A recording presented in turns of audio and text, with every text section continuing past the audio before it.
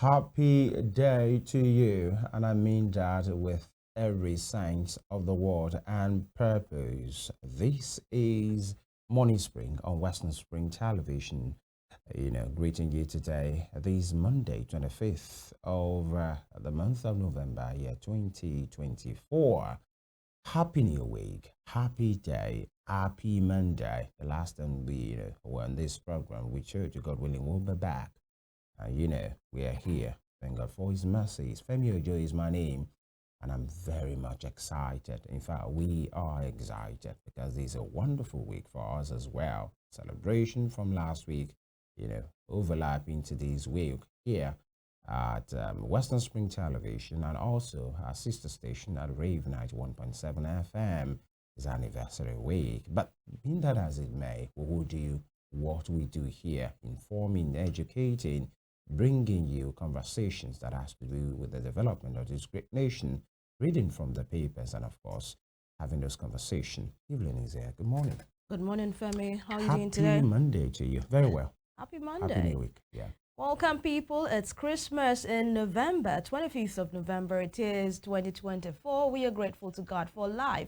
And it's just 1 month to the highly anticipated Christmas, by the way. I love Christmas. Who doesn't love Christmas? Wow. So we count down to that very day where we'll celebrate the birth of our Lord Jesus, and we get to exchange gifts, exchange love, and there is joy in the air like never before. My name is Evelyn Ohiolei, welcoming you specially to this beautiful edition of Morning Spring. Like Femi said earlier, it's anniversary week and it's celebration from right here.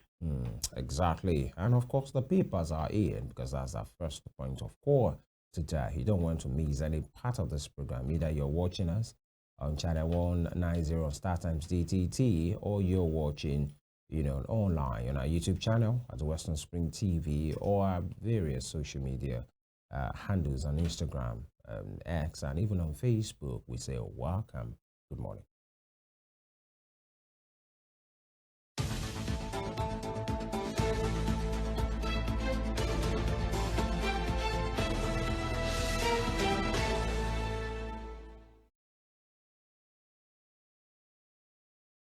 All right, we'll start from the Nigerian Tribune for this morning. The Nigerian Tribune.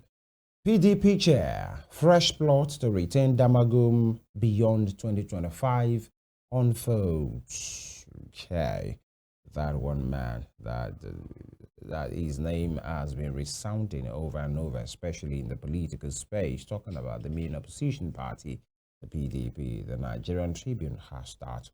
Moving on, $17.1 billion IDA loans, project abandonment, Naira depreciation paints black future for dollar loans. And we paid 1 billion Naira ransom to bandits. Southern Kaduna community cries out. Did I say that right? 1 billion Naira ransom to bandits. Southern Kaduna community cries out.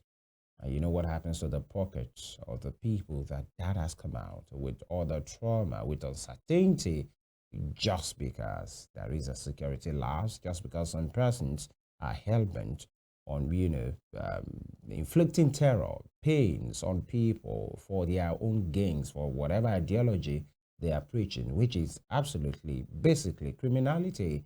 And just because the state is failing, actually, 1 billion naira, that's a lot of money. And University of Oxford invited Jima Ibrahim, Australian PM, to talk on mega project. If you know Jima Ibrahim, is such a person, mega talker, and of course, he likes to say things, and in that particular guys. Moving on, Nigeria, Brazil sign MOU to boost agribusiness in 774 local government areas, simply saying in the nation. But by the way, putting in the right context, in all the local government, 774, Nigeria and Brazil sign MOU, that's Memorandum of Understanding, to boost agribusiness in 774 local government areas. And here, Southwest speakers, other principal officers to push for full legislative autonomy. Full legislative autonomy, the Southwest speakers. And with riders plan to meet governors forum and to update fund management laws of Southwest Parliament. And away from that, Tinubu Buhari did not prepare for governance. Kuka, Tinubu Buhari did not prepare for governance. Kuka. And, Omakri to critics. Economy rebounding under Tinubu's reforms. Economy rebounding under Tinubu's reforms.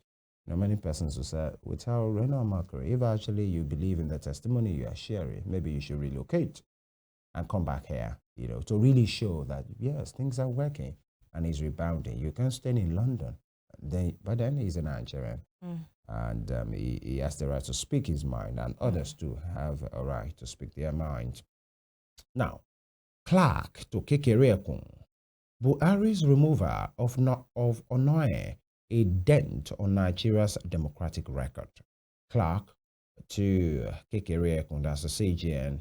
That's from another statement, Edwin Clark, to the CGN Kekereekun. Buhari's removal of Onoye, a dent on Nigeria's democratic record. You know what happened a few weeks ago when former CGN Walter Onoye, had a case against him, quashed, and saying his removal by the government through the CCT at that time for different allegations, were unfounded. And by the way, the guy who did the Ajay job, the Danladi Umar, was officially shown the way home last week by the Nigerian Senate as well.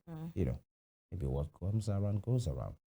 Now, Nasima OPS caution on impact of arbitrary taxation on business economy. But before we move completely away from this Kekereekun, the CGN being told by the Edwin Clark that Buhari's removal of Onoye is a danger on Nigeria's democratic record, but he speaks to the independence, of what we usually talk about, the arms of government, judiciary, executive, and if actually the head of a judiciary could be, removed in such a manner, in a Gestapo manner. That's the highest judicial officer in the land. Of course, he is not above the law, just like any other person, but the way and manner and everything was quiet. In fact, the only thing you are hearing is from maybe some lawyers, from CSOs, NGOs, Nigerians, especially those that are not in tune with the government of the day at the time. If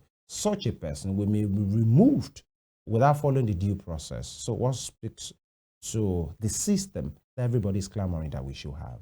Evelyn.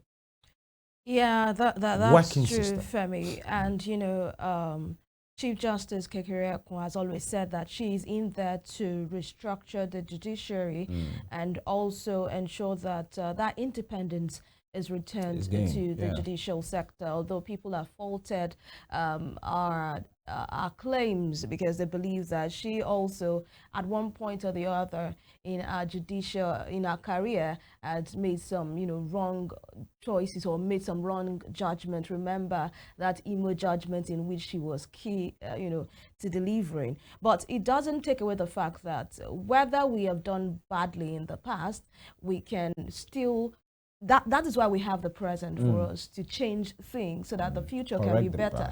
So we can learn from the past, but not dwell in the past, and just work on the present so that we can have a better future. Exactly. I hope that the judiciary can actually move away from being an appendage of the executive and be independent. Or appearing to be. Exactly, and be independent. Yes, people might have their arguments that the removal of Onoye by Buhari was really undemocratic, but that's in the past now. What we seek to do is to ensure that something like that does not repeat itself, and whether or not Justice Onoye will find closure. Some people have also have said that he should be able to find closure because the way and manner it was removed, it was just removed like an ordinary person. And so like a script that was played out. Exactly. With speed. Exactly. So some people have asked him to sue the Buhari's administration. I don't know how that would pan out, Yeah. but of course,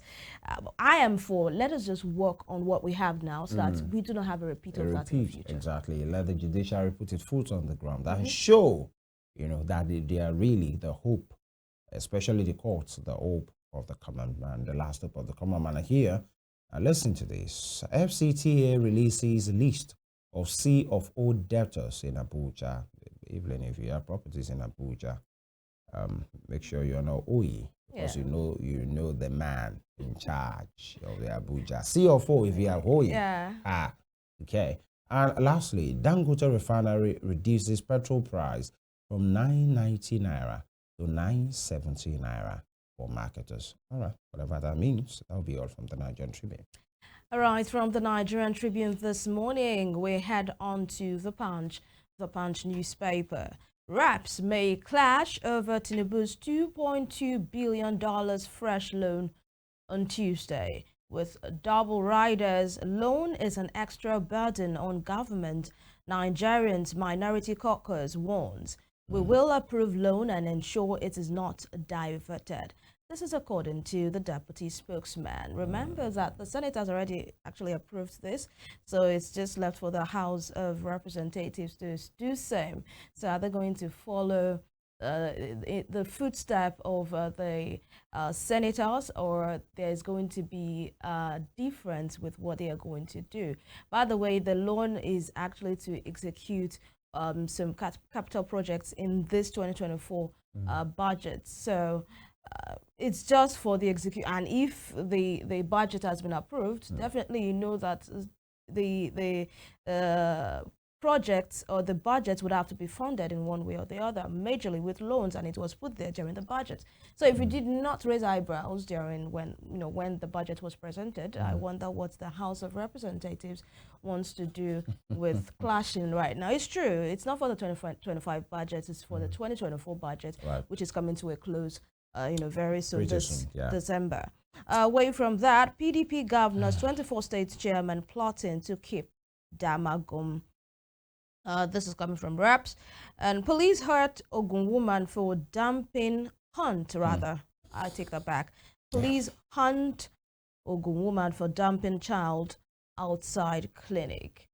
This for, there are people that are looking up to God for the fruit of the womb, and you see for years people that just have those children, and they believe that because they cannot take care of them, the next thing is to just dump them somewhere.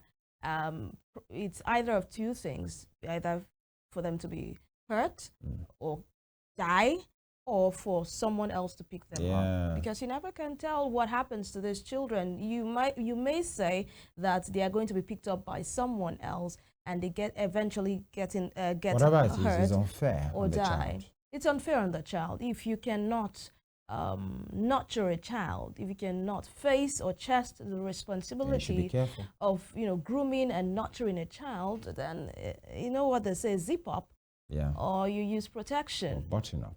That's just whatever it. That means, because this is not actually good, and it's not fair on the poor child. Ohiolei Post jet can't leave private airstrip without clearance, says Minister Keyamo. And top corner, the Punch newspaper this morning, upgrade, discos may move 3 trillion or 3 million. Oh, wow, why am I going up? Something is up this week. More money for me. All right, discos may move 3 million subscribers to estimated billing. That's so. And, the promise was we are going to move people from estimated billing to metered billing and all of that. So why is this considered an upgrade? I really want to know. I need to get the detail. Why is it considered an upgrade? Because we are supposed to be moving forward, not retrogressing. Not the other way around. Discos may move 3 million subscribers to estimated billing. Presidency tackles Kuka for tagging Tinubu accidental leader. Of course, they will do the job they've been employed to do, and that's to defend, protect, the presidency. But Kuka, Bishop Kuka is always a talker, and he doesn't yeah, whose ox is God, he would always say what he has to say.